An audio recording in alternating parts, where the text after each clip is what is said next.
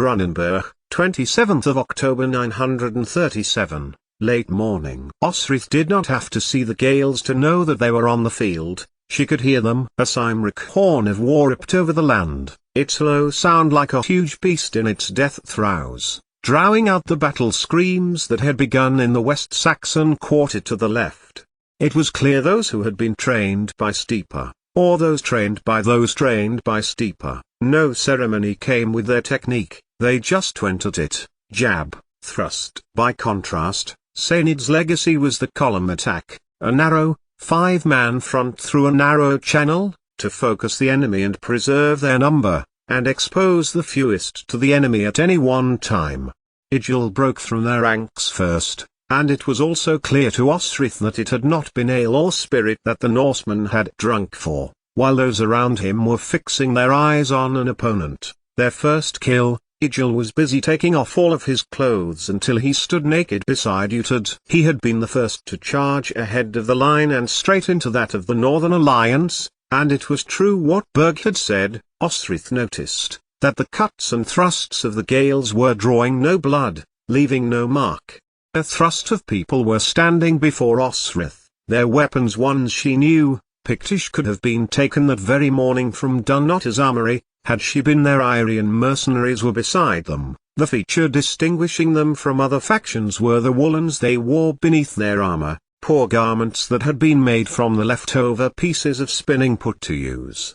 Osrith could never fully recall the battle, as she sat her youngest grandson on her lap, not long before the end of her life. Too much happened on a battlefield, and, as one person, a warrior could only do their little bit, relying on every other warriors to do theirs. The fighting was close and she could feel her heart beating, her muscles closing around Tag's cheeks as he thrust and stabbed her way forward, the rain getting in her eyes.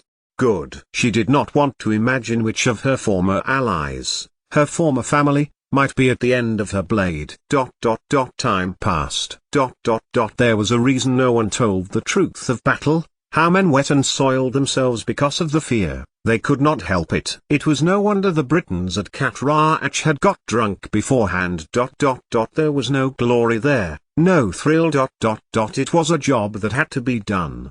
The line had turned and another front opened. To the left, a thunder of hooves stormed across the ground. Osrith could feel the vibrations in her legs as the front line of the Northern Alliance's defences surged forward. By contrast, Aethelstan's front line, apart from Egil and other Danes who had taken hallucinogenic drafts, held firm, held tight, and had, after only an hour, forced Constantine's army back towards the slight rise over which they had come. The Northern Alliance's line was now curved, like the bay at Dorset. Osrith had once seen. It was predictable that, with only a little concentrated fighting, that their shield wall had broken into two. From where she fought, Osrith could only see West Saxons. The mercenaries must have been there.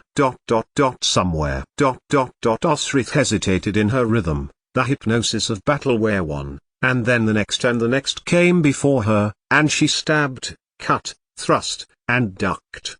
Then, she could see on the curve the mercenaries were there, carrying the banner that Ethelfled took into battle, the white goose on the green banner, Street Werburgh's sign, the beloved mercenary saint, daughter to the Aethelstan to whom the Northumbrian princess Osrith had married, who had miraculously brought one back to life and whose remains, her nephew had told her, had been brought to Caesar in order to sanctify the old Roman city. Could she get there? Could she leave the line and double back to help her company? But there were too many people before her, too many enemy. Norse were surging to the left as well, and the left line of Saxons of indeterminate origin were rushing to meet part of the northern line which had surged forward. The attackers threw spears and shot arrows at the enemy's shield wall which had reformed in a small section, hoping to break the defense before coming into close contact again, but the line was good, and held, the northerners being repelled, the first 2, 3, 4 lines on the faction being crushed into the earth rather than being able to break through. The sky was darker now, and the rain spat heavier. As she tore on, to Osrith's right, Ingilmund, Ethelstan's favourite, led the lines of West Saxons and mercenaries slowly towards a hill. their commanders taking advantage of a slight hill. "Look!" Osrith jumped from her hypnosis in battle at the exclamation. But Finan was not talking to her, but to Uhtred, and he was pointing in the direction of the charge, and she saw Ijil fight on, driving forward alone, fearless. Not alcohol, then, Osrith's mind thought as she tore through the chest of an enemy with tagged Sikhs. A draught then, that had caused his mind to feel nothing, but perceive the battle and only the battle. She had heard of such things. The Berserk had been at the battle at Doya, fighting as they had against the royal settlement. Nothing stopped them, nothing apart from a concentrated effort by more than one enemy who had managed to coordinate a counterattack. But Uhtred was charging up the line following Ingilmundr, not because he had called, but because the next attack was being assembled, triangular arrangements of different row sizes, piercing the enemy's lines, causing more and more fronts to open up. A slash and a thrust cleared another enemy, and Osrith strode next to Uhtred, parrying blow after blow, striking cut and jab after slash and scrape. Also she could be with her brother's men as they surged to the summons. The fight was pitiless. Rain was now coming down around them in large, wet globules, sitting in the ground for less than a second before being beaten by feet into the soil, making the ground heavy with moisture that it was very easy to lose footing. But there was no chance of recognizing anyone when they did slip, and Osrith could not discern whether her victims were unknown to her, or someone she might know, particularly, as had been in her head since she left Owain's rock fortress, young Finan.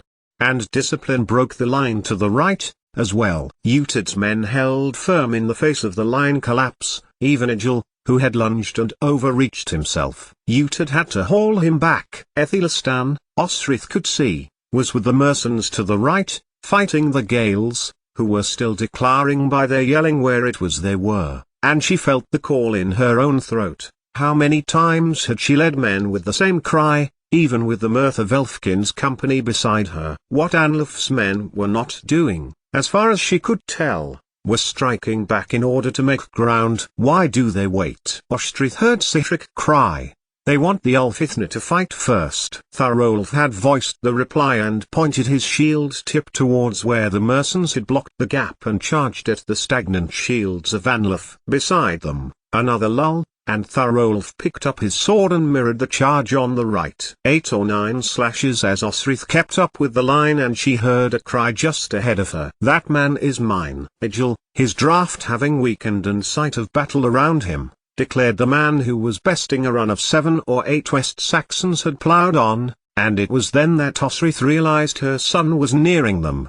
The end for young Finan was a stroke away when another man ran forward, swinging an axe, hair wild, face wounded. Ijil struck him down in one move. Osrith turned her heart to the impending catastrophe. The man fell. It was not young Finan. "I'll have him," growled Finan beside her. But, by now, their son was killing more to their left, followed by other leaders. He was not dead, she considered, as Selark's faction screamed the whooping Gaelish war cry. At least, not yet. Young Finan thrust his own reply. Finan thrust back. But the fighting was getting close now, as the Wessex and mercenaries concentrated the men of Alba, the Strathclyde Welsh, the displaced Norse. Young Finan was about to attack his father once more. And once more Osrith heard the words of the Hildebrand slide came to her. ...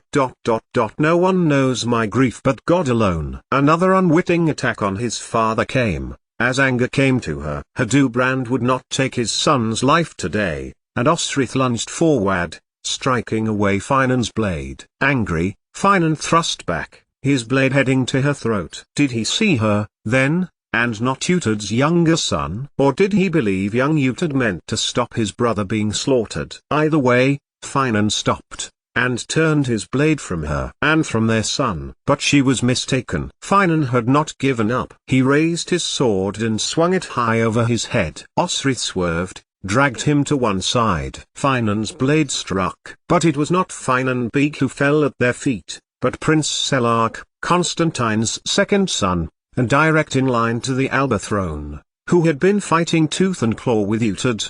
Osrith had no time to look, however. While Finan parried a surge of enemy, The gap in the line held. The Northern Alliance was holding. Alba men were repositioning. And where they were repositioning, Aethelstan was, waiting for their next move. "Steeper!" Uhtred cried, as a huge man strode beside Aethelstan. Osrith glanced, and stared for a second. Truly, after all that time, and he was there, beside Alfred's grown-up grandson on a battlefield, gaining territory, maintaining land, for the Anglish and Saxon dream of a united country. The rain was falling heavily now, thick rivulets of water pouring over helm and spear shaft. A cry lifted across the field, something which clearly meant something to the commanders of the Anglish, Saxon, Mercian, West Saxon factions.